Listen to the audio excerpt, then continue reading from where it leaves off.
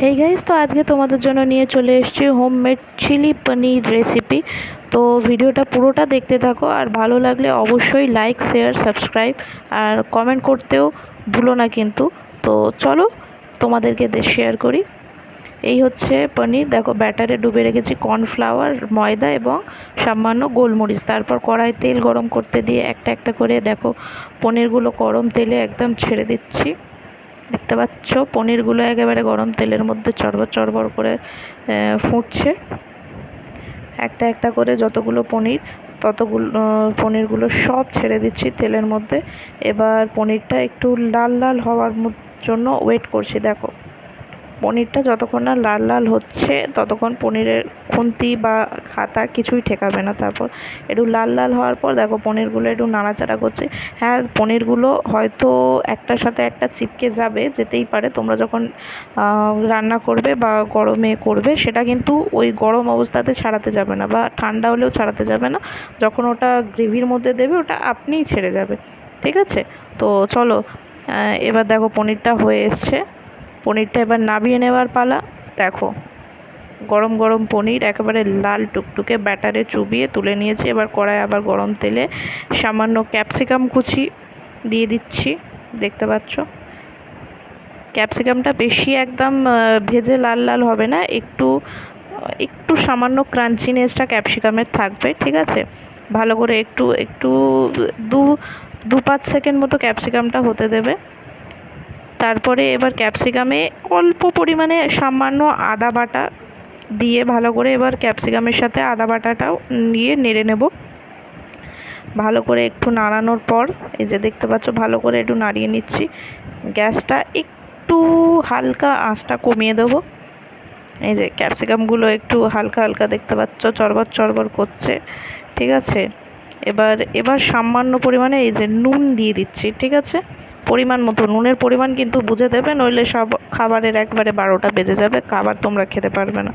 এই যে আর একটু পরিমাণটা মনে হয়েছে, তাই আর একটু দিয়ে দিয়েছি নুনটা, ঠিক আছে? এবার আবার ভালো করে একটু নাড়িয়ে নিলাম। এবার নাড়ানোর পর এই যে দেখো দিচ্ছি, এটা হচ্ছে সোয়া সস, ঠিক আছে? ক্যাপসিকামের মধ্যে দিয়ে দিচ্ছি সোয়া সস এই পরিমাণ মতো। এবার দিয়ে একটুখানি ছাড়ছি। দেখো, এটা হচ্ছে সয়া সস, ঠিক আছে? ক্যাপসিকামটা ফুটছে সয়া সসে, কিন্তু ক্যাপসিকামটা পুরোপুরি লাল হয়নি, কিন্তু হালকা রয়েছে। এবার দিয়ে দিচ্ছি 2 চামচ মতো চিলি সস, ঠিক আছে? সসের পরিমাণগুলো কিন্তু তোমরা নিজেদের আন্দাজে নিজেরা বুঝে দিও তোমরা কতটা পরিমাণে পনির নিয়েছো। আমি এখানে 250 গ্রাম মতো পনির নিয়েছিলাম, আমি সেই অনুযায়ী দিচ্ছি। এবার দিয়ে দিচ্ছি টমেটো কেচাপ 2 চামচ কি 3 চামচ মতো। তোমরা কেচাপটা বেশি দিতে পারো, যে কতটা ঝাল বা মিষ্টি চাইছো সেই অনুযায়ী তোমরা কেচাপটা দিতে পারো, ঠিক আছে? এবার দেখো, এবার নাড়িয়ে নিচ্ছি ক্যাপসিকামের সাথে। এখানে হচ্ছে সয়া সস এবং টমেটো কেচাপ এবং চিলি সস, ঠিক আছে? দেখো, বেসটা কিন্তু পনিরের রেডি হয়ে এসছে, ঠিক আছে? এবার দিয়ে দেবো হালকা পরিমাণে চিনি, ঠিক আছে? চিনি বেশি দেবে না, কে কতটা মিষ্টি খাচ্ছ বা কতটা ঝাল চাইছো। এবার দিয়ে দিচ্ছি কাশ্মীরি রেড চিলি পাউডার। এটা বেসিক্যালি কালারের জন্য, কালারটা যাতে একটু রেড থাকে, ঠিক আছে? এবার দিয়ে ভালো করে নাড়িয়ে নেব। ভালো করে নাড়িয়ে নিচ্ছি, ঠিক আছে? যাতে কড়াই চিপকে না যায়, ঠিক আছে? কড়াই চিপকে না যায় তার জন্য একটু ভালো করে নাড়িয়ে নিচ্ছি। দেখতে পাচ্ছ, এবার নাড়ানোর পর এইটা হচ্ছে সেই ব্যাটারটা যেটায় পনিরটা ভাজা হয়েছিল, কর্নফ্লাওয়ার, ময়দা এবং সামান্য গোলমরিচ গুঁড়ো।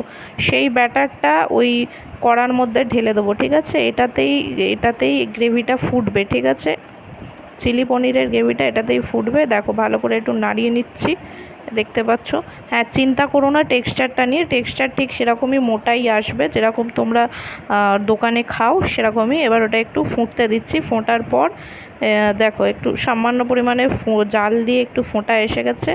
তার মধ্যে এবার পনিরগুলো দিয়ে দিচ্ছি, ঠিক আছে? এই যে দেখো, যে পনিরগুলো চিপকে ছিল একসাথে, ওই অবস্থাতেই পনিরগুলো দিয়ে দিচ্ছি, ঠিক আছে? এবার ওই গ্রেভিতে ভালো করে একদম চুবিয়ে দাও, যাতে পনিরগুলো ঠিক ছেড়ে যাবে সব পনিরগুলো একদম, ঠিক আছে? তোমাকে আলাদা করে চালাতে হবে না, ও গ্রেভি যত টানবে পনির একটার পর একটা ঠিক ছেড়ে যাবে, ঠিক আছে? ভালো করে একদম চুবিয়ে দিচ্ছি পনিরটা। একটু স্লো আছে, 2-5 মিনিট মতো এটা ফুটবে। ঠিক আছে, 2-5 মিনিট ফোটার জন্য একে ছেড়ে দাও। এবার দেখো এই যে নাবিয়ে নিয়েছি, আমাদের চিলি পনির রেডি। তো ভিডিওটা ভালো লাগলে অবশ্যই শেয়ার করে দিও। Thank you.